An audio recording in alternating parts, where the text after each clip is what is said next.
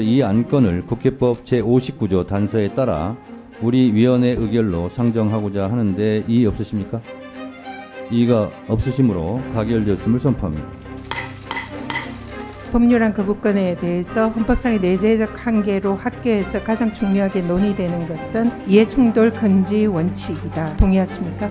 수사가 대통령 말에 의해서 들어가면 됩니까 안 됩니까? 그건 국정농단이죠. 이종섭과 보석, 김동혁 그리고 윤석열의 사자 통화 내역이 확인된다면 경로한 윤석열 대통령의 지시라인이 고스란히 드러날 것입니다. 다음은 의사일정 제3항 순직해병 수사방해 및 사건 은폐 등의 진상규명을 위한 특별검사의 임명 등에 관한 법률안을 심사할 순서입니다만 동안건은 제정법안으로서 6월 11일에 우리 위원회에 회부되어 숙려기간 20일이 경과되지 않았습니다. 따라서 이 안건을 국회법 제59조 단서에 따라 우리 위원회 의결로 상정하고자 하는데 이의 없으십니까? 박은정 의원님 이의 있습니까? 이의가 없으시므로 가결되었음을 선포합니다. 네, 먼저 오늘 이 최혜병 특검법에 관해서 논의하는 자리에 주무부처인 법무부 장관이 불참한 것에 대해서 유감을 표명하고 다시는 이런 일이 재발하지 않기를 바랍니다. 우리 법원 행정처장님께 질문을 드리도록 하겠습니다. 대통령 거부권은 헌법에 규정되어 있는 대통령의 권리이지만 입법 부위에 대한 견제수단, 위헌적인 입법으로부터 헌법의 보호라는 거부권 제도의 목적, 그리고 헌법 제40조의 국회 중심 입법권, 그리고 권력 분립 등의 헌법의 기본 원리를 고려할 때에 대통령의 거부권 행사에는 헌법상의 내재적 한계가 존재한다라는 점에 동의하십니까? 교과서에 적혀 있는 일반론으로서는 동의를 할 수 있겠습니다. 동의를 하시죠. 네, 그러면 이 대통령의 법률안 거부권 행사에 있어서 가장 중요한 헌법상의 내재적 한계로 논의되는 원칙은 어떤 것이 있는지 혹시 아시는 것을 말씀 주시죠. 송스러운 말씀이지만 제가 그 부분에 대해서는 깊이 검토해보지 않아서 다음에 조금 더 검토하고 혹시 답변할 수 있는 기회가 있으면 그렇게 하도록 하겠습니다. 공직자들의 공적인 이런 행위에는 반드시 공익을 우선해서 추구해야 되고 사익은 자제하는 그런 공공성의 원칙 적용이 되죠. 그렇죠? 그러면은 이 대통령의 법률안 거부권에 대해서 헌법상의 내재적 한계로 학계에서 가장 중요하게 논의되는 것은 이해충돌 금지 원칙이다. 동의하십니까? 역시 이제 일반론으로서 그렇게 되어 있다라고 하면 일반론으로 그렇게 있다는 건 아시죠? 예. 윤석열 대통령이 자신과 가족 측근에 대한 법에 대해서 무더기로 지금 거부권 행사를 하고 있습니다. 여기에 대해서 헌법학자들 사이에는 헌법의 내재적 한계를 무시했다라는 지적들이 지금 제기가 되고 있습니다. 여기에 대해서 행정처장님께서 어떻게 생각하십니까? 제가 이 자리에서 적답할 만한 그런 사항은 아닌 것 같습니다. 아니, 우리 법원 행정처장님, 지금 제가 말씀드렸듯이 국회 입법, 사법, 행정, 상권 분립입니다. 그렇죠? 그리고 국회에서는 법을 만드는 권능을 국민이 주셨어요. 22대 국회에서 범야권이 몇 석인지 약 192석입니다. 약 192석의 범야권에게 국민이 표를 주셨고 국회로 보내주셨습니다. 대통령을 중심으로 한 여당은 약 108석밖에 되지 않습니다. 이런 판단을 해주신 건 국민의 뜻을 따라야 합니다. 그리고 왜 국민이 그렇게 우리에게 표를 주셨는지, 아니 더 많은 의석을 주실 수 있었습니다. 그런데 여권에서 국민의힘이 우는 소리를 하도 해서 표가 그나마 조금 줄은 겁니다. 그러면 진짜 민심은 무엇인지 대통령도 국회도 법원도 검찰도 국민을 위해 복무하라는 거 아니겠습니까? 법원 행정처장님 참 높으신 분이고 저희 국회의원들도 참 높습니다. 그런데 저희들보다 높은 사람은 바로 국민입니다. 왜? 국민에 의해서 저희들은 계약되어 있는 겁니다. 그럼 국민이 아프지 말고 국민이 힘들지 않게 해야 되지 않겠습니까? 오늘은 해병 사건 수사 외압 관련한 특검법이 상정된 날입니다. 그래서 법무부와 그리고 또 법원행정처가 와야 하는 것이 국회법입니다. 그런데도 불구하고 법무부 장관이 그 법을 어겼으면 이에 대해서 책임을 져야 한다. 이렇게 생각하는데 말씀하기 어렵겠지만 속으로 동의하시죠? 예. 제가 이런 말씀 드리고 싶습니다. 저는 아들이 군대 다녀왔습니다. 아마 대한민국의 모든 엄마들이 군대 갈 때부터 걱정입니다. 그런데 생각보다 군대에선 잘 있었습니다.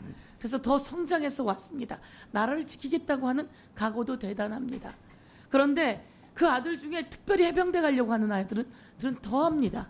더 사명감을 가지고 갑니다. 그런데 그 아들이 물에 빠진 시신을 찾아야 된다며 구명조끼도 입지 않고 물에 들어갔어요. 그런데 또 물에 떠내려갔어요. 그러면 왜 구명조끼도 입히지 않았는지, 그날 물에 들어갈 만한 상황이었는지, 물에 들어갈 만한 상황이 안 된다고 대대장이 수도 없이 보고를 했어요. 그럼에도 불구하고 물에 들어갔어요. 왜 그랬을까요? 모든 나온 정황으로는 임성근 사단장이 물에 들어가서 수색하는 장면 사진 좋아? 라며 카톡을 날렸어요. 언론에 이런 장면이 보도됐어 아주 보기 좋아? 라고 날렸어요. 그리고 수풀을 헤치고 수색하는 사람들은 가슴까지 오는 장화를 신고 들어가야 돼 라고 했어요. 그러면 저 밑에 있는 대대장은 그렇게 안 된다고 하면서도 지시를 한 거예요. 그리고 우리 아들 최수근이 그렇게 들어가게 됐어요. 그리고 세상을 떠났어요. 그러면 그 사단장이 처벌받아야 되죠. 그 중간에 있던 책임자들도 처벌받아야 돼요. 그렇게 해서 그게 금방 다 드러난 거예요. 사단장이 물에 들어가 있는 모습 아주 보기 좋아?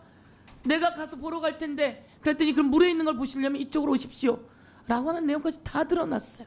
그런데 이것을 수사한 수사단장이 대한민국에서 처음으로 듣는 항명수괴죄에 걸려서 떡하니 수사 앞뒤가 바뀌었어요. 있을 수 없는 일이지 않습니까? 그런데 여기서 딱 한마디가 나옵니다. 대통령이 경로했다는 말로 인해서 박정훈 수사단장은 항명수괴죄가 되고, 그리고 경찰로 이첩하려고 했던 그 수사 기록들이 모두 회수되고, 이게 한 명에게 모입니다. 대통령의 경로. 그러더니 이야기합니다. 대통령은 경로한 적이 없어요. 그리고 대통령도 그렇게 얘기했어요, 기자들한테서. 그런데 손바닥으로 하늘을 가리죠. 통화 기록에 대통령이 이종섭 장관에게 전화한 기록이 나왔어요. 그것도 공수처가 꺼내지도 못한 기록을 변호사가 통화 기록을 요구했고 사실 조회해서 대통령이 이종섭 장관에게 전화를 3번 합니다.